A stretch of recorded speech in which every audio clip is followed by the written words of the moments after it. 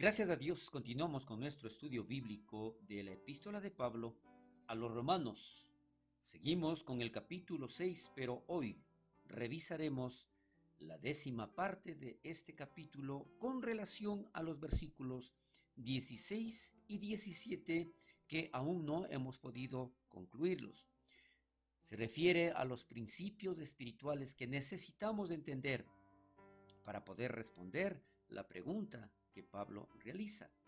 Dice estos versículos textualmente, versículo 16, ¿no sabéis que si os sometéis a alguien como esclavos para obedecerle, sois esclavos de aquel a quien obedecéis? Sea del pecado para muerte, o sea de la obediencia para justicia, perdón. Y el versículo 17 dice, pero gracias a Dios, que aunque erais esclavos del pecado, habéis obedecido de corazón a aquella forma de doctrina a la cual fuisteis entregados. Permítanme repetir el versículo 17 para tener muy claro de lo que nosotros vamos a estudiar hoy. Pero gracias a Dios que aunque erais esclavos del pecado, es la primera frase, habéis obedecido de corazón. A, segunda frase, aquella forma de doctrina a la cual fuisteis entregados. Es muy importante que nosotros veamos esto de forma reiterada porque es allí donde nos vamos a dar cuenta la importancia no solamente de obedecer, no solamente de acatar alguna orden, sino hacerlo, pero de corazón.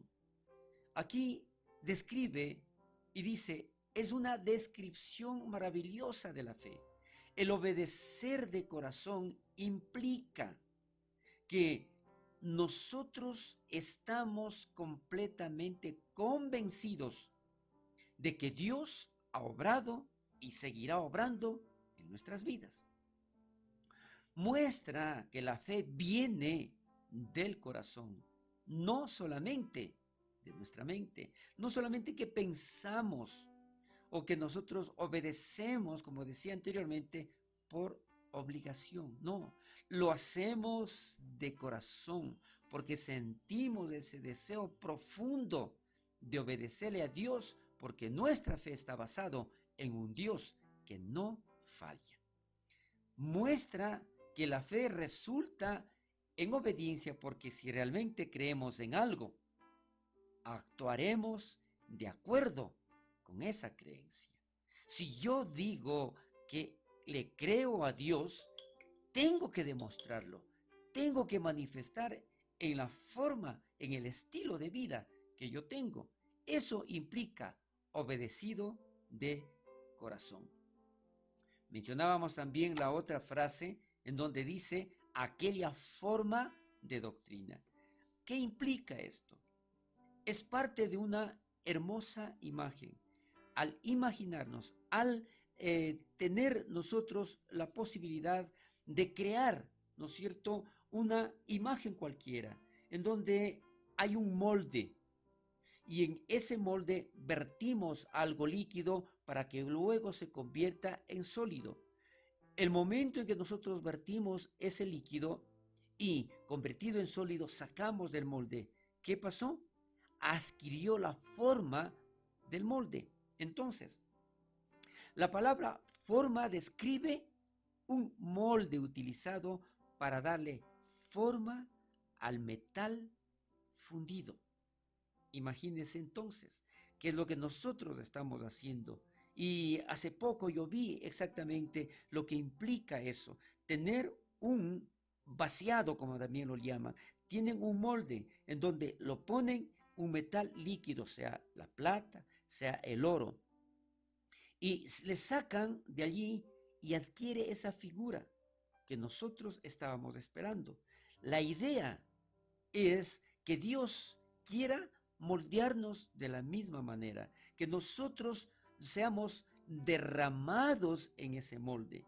Primero, nos derrite. Si el metal se derrite con el fuego, nosotros somos derretidos por la obra del Espíritu Santo y el poder de la palabra de Dios. Entonces, al ser nosotros derretidos, convertidos en algo líquido, al ponernos en ese molde, ¿qué es lo que va a suceder? Vamos a adquirir esa forma. Luego nos vierte, dice, en su molde, un molde de verdad, en el molde en donde se asemeja a la forma de Cristo que debe existir en nuestras vidas. Para tener mucho más claro esta parte de la frase, aquella forma de doctrina, vamos a aclarar referente a un comentario que Adam Clarke realiza. ¿Por qué nos forma a qué? A la imagen de Cristo.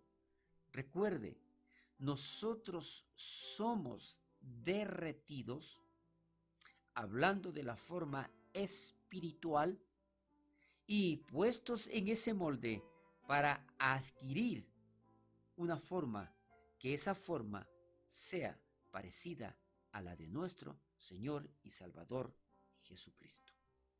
Decía Adam Clarke acerca de aquella forma de doctrina, dice: aquí el cristianismo es representado bajo la noción de un molde, en el cual ellos son entregados, son puestos en ese molde, y del cual tomarán la impresión de su excelencia, de nuestro Dios. La figura de este molde, recuerde, es la imagen de Dios,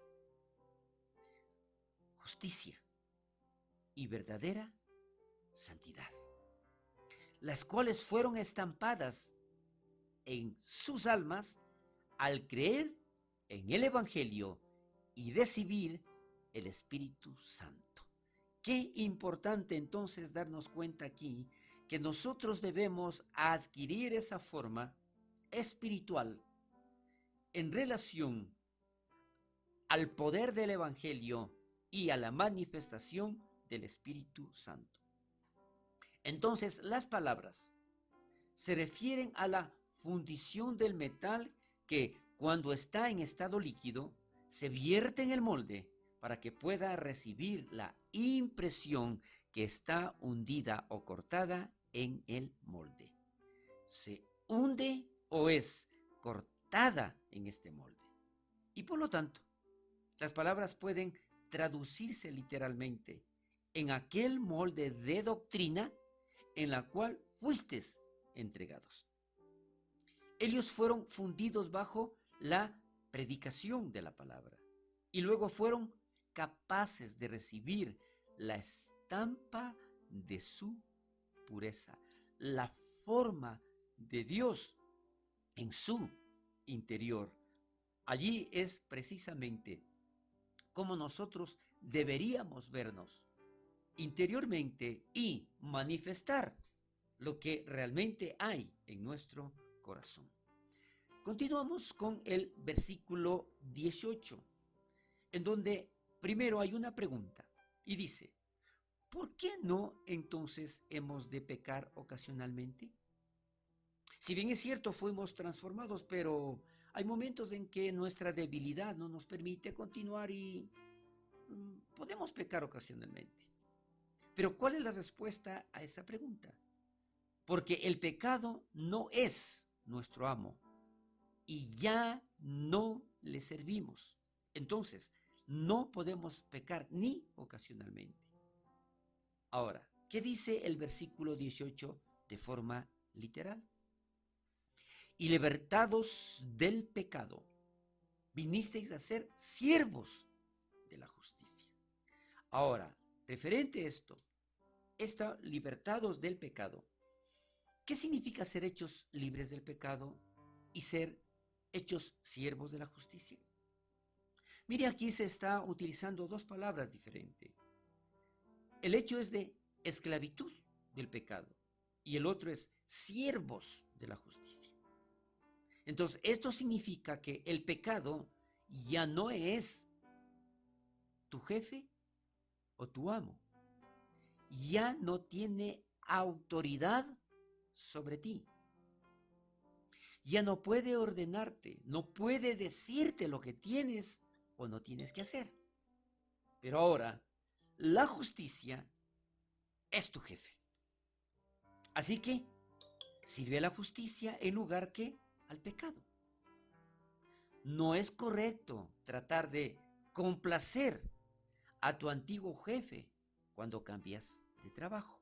Mire, qué importante y muy claro, muy sencillo entender entonces a través de esto. Si yo renuncio a un trabajo y voy a otro trabajo, a otro empleo, con otro patrono, con otro jefe, yo no puedo seguir obedeciendo al jefe anterior. De la misma manera, entonces, nosotros no vamos a pecar ni ocasionalmente porque ya no servimos al jefe anterior, ya no somos esclavos del pecado. Ahora entonces, si bien es cierto aquí, nosotros somos siervos de la justicia, ¿qué significa ser un siervo? Un siervo era más que un empleado, que eso quede muy claro. Un siervo era más que un empleado. El erudito griego Kenneth West definió la antigua palabra griega para siervos aquí con estos términos y lo vamos a detallar en la siguiente diapositiva. ¿Qué dice entonces? ¿Qué es un siervo? Uno que nace en la condición de esclavitud. ¿Sí se da cuenta? Uno que nace en la condición de esclavitud. Recordemos, para que nosotros tengamos mucho más claro, siervo de la justicia implica uno que nace en la condición de esclavitud. Uno cuya voluntad es ocultada por la voluntad de otro. ¿Sí? Es importante. Aquí nosotros obedecemos y cumplimos. También dice, uno que está atado al amo con lazos que solamente la muerte puede romper. Y dice también, uno que sirve a su amo sin la preocupación de su propio interés. Importante, ¿no es cierto? Mire cómo entonces se entrega y cómo es su vida tan dependiente de su amo como aquí lo relata. Vamos a ver otro punto. Dice, lo siguiente fue una vez cierto en cuanto a nuestra esclavitud al pecado. Entonces, ¿qué fuimos antes y qué somos ahora? Dice que nacimos como esclavos al pecado. Esa fue nuestra condición. Nuestra voluntad fue conquistada y hecha cautiva por la voluntad del pecado dentro de nosotros. Por lo tanto, nosotros actuábamos con relación a lo que estaba en nuestro interior en base a esa conquista que se realizó. Y nuestra esclavitud al pecado era tan fuerte que solo la muerte podría separarnos. Muriendo espiritualmente con Jesús en la cruz podríamos romper la esclavitud. Estábamos tan esclavizados al pecado que le servimos sin preocuparnos por nuestros propios intereses, incluso cuando el pecado nos destruía. Esta era la condición. Sin importar cuánto daño nos hacía, nosotros seguíamos pecando.